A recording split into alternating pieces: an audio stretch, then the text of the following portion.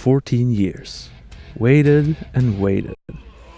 Then it finally came out. And guess what? I really like it.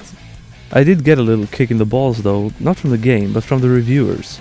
I never expected any 10s or even 9s, but I did expect that the reviewers would at least try to be fair and unbiased. It's pretty clear to me that this was not the case. Almost all of the reviews I've read were written by people who take games too seriously, who are prudish or simply just don't enjoy Duke Nukem's brand of humor. Let me just say that Duke Nukem games appeal to a certain kind of crowd. To hear them complaining about how the humor is immature, lowbrow or even offensive is... well, that's the whole point. I like Duke Nukem's humor for the same reasons I like Beavis and Butthead. It's because it's unserious, it's because it's immature. I get to be 12 again and laugh. I like to laugh. Let's write big butt on the chalkboard. Yeah, cool. I see three groups of people reacting to Duke Nukem Forever. On the left we have people who expected the game to be revolutionizing in some way, to be perfect after all these years, to have the best graphics, the best etc. These people of course get disappointed because Duke Nukem Forever is a game made for the crowd that liked Duke Nukem 3D and liked the character. Playing this game and expecting it to be deep and expand your understanding of the meaning of life is like going to see Commando and expecting Citizen Kane. On the right we have people who are angry at the game for not being enough like Duke Nukem 3D.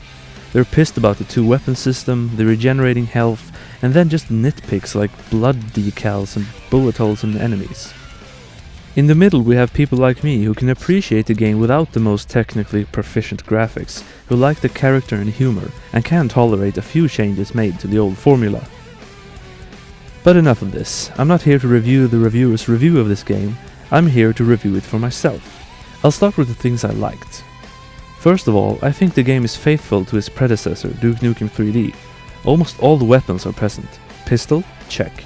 Shotgun? Check. Ripper? Check. RPG? Check. Pipe bombs? Check. And let me tell you that it's so sweet to set them off with a car alarm. Shrink ray? Check. Devastator? Check. Trip bombs? Here they're called explosives, but otherwise check. Freeze ray? Check. Expander? Kinda. There's one new weapon, the railgun, and sometimes when killing aliens with it, their head grows and explode, similar to the expander. There's also 3 alien weapons you can pick up, but I don't use them very much because the old weapons are a lot more fun to use.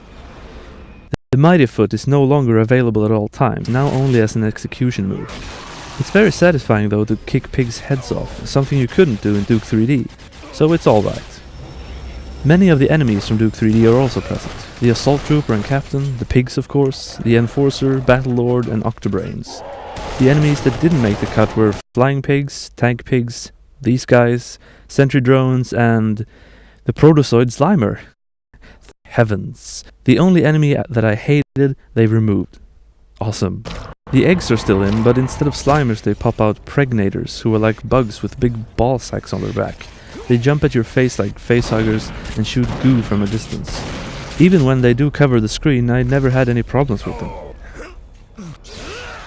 The most important thing about Duke Nukem for me was and is the humor, and it's here in full force. Actually, this game has more jokes and one-liners per hour than Duke Nukem 3D. It's uneven, stupid. There's a lot more references also, and I just love it. Do you want me to trash your mics? Would you like me to trash your mics? Oh, thanks, Duke. That guy was a douche. The next most important thing is the levels. And I was relieved to find that the levels in Duke Nukem Forever are fun, and the majority of them are set in Las Vegas.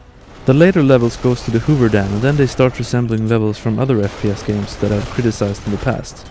But luckily Duke's humor and the action saves most of them from being boring. When you get to hell, tell him Duke sent you. One of my favorite levels was the strip club. It didn't have any fighting on account of it being a dream sequence, but it did have that lovely free roaming and sense of being in a virtual reality that I've missed since playing the old FPSs. Shake it, baby. My least favorite level was definitely the underwater level and its boss. Why no scuba gear? Having to go near bubbles for air reminds me of Sonic 2. I also find the levels to be very varied. It's not just shooting, there's also driving, platforming and puzzles.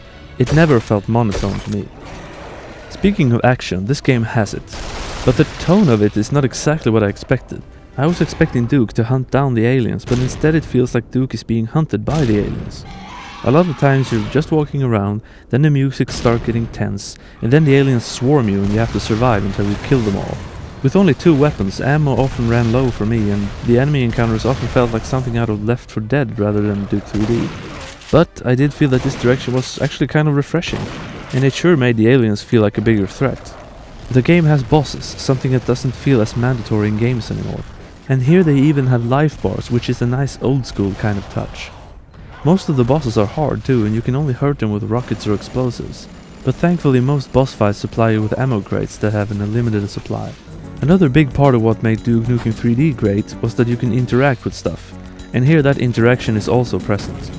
There's writing on a whiteboard, pissing, playing pinball, pool, microwaving popcorn or rats, touching electrical outlets, flicking light switches, and more. I'm scared of the dark. Hold me. A lot of this is pretty pointless really, but it's fun, and makes the environment seem more alive.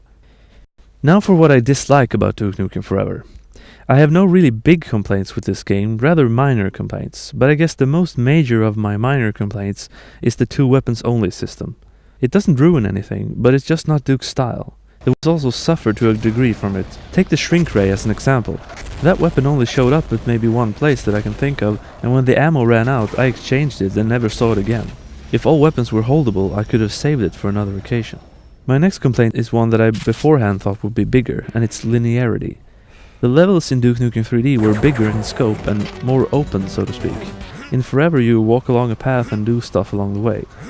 In Duke Nukem 3D it felt more free roaming. I missed that, but on the other hand it was a double-edged sword back then too. The open levels had one upside and one downside. The upside was exploration, and that was great, I missed that. Downside was searching. Remember when you just couldn't find that key card to the locked door and had to run around the whole level, scouring every little bit of it? I didn't find that fun, and that issue is removed here. But still, I would have liked a little more exploring. Now there's only nitpicks left.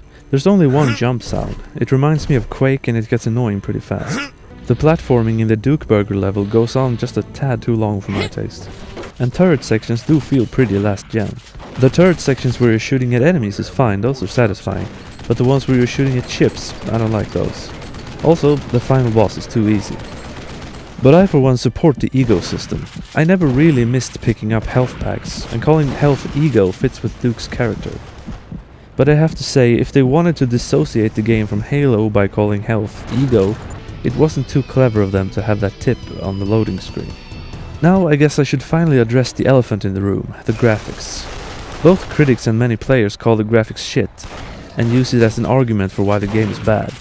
I can agree with those people on a technical level. The graphics in Duke Nukem Forever look like Doom 3 at their worst, and at its best it looks like any other game from 2008. I can see its shortcomings, but for me the graphics are good enough, and that's all that matters to me. I'm not picky when it comes to graphics, and I pity those who shun games because of it, kind of like people who refuse to watch old movies because they're black and white. The only graphic-related thing that I do find irritating is when going around corners sometimes some objects or textures blink on and off. I think that's something they should have fixed before release. Finally, have you ever heard the saying, "It's the little things"? Duke Nukem Forever has tons of small touches that I really like and make the game as a whole more entertaining, that critics never gave the game credit for. Here's some of my favorites. You can pick up a cigar and smoke it while killing aliens. In the desert town, Western music starts playing. In the early dark stage, you can see aliens fumbling about in the dark. You can kick rats to death, but then when you're shrunk, the rats rightly hate you. A regular enemy becomes a boss in Shrunk. Greek-style paintings of Duke on vases. In the game area of the strip club, the Duke Nukem theme is playing on the radio. The assault captain has the old teleporting sound from Duke 3D. And of course, all the funny Duke sayings. You got a lot of guts. Let's see what they look like. In conclusion, I'm satisfied with this game. It was fun and funny. Definitely the most fun that I've had with a first-person shooter in ages, probably since Duke Nukem 3D. I wanted a fun game, and that's what I got. I don't know what else to say. It's good to have you back, Duke. Hey, pal, what are you gonna do? Save the world all by yourself? Alien spotted!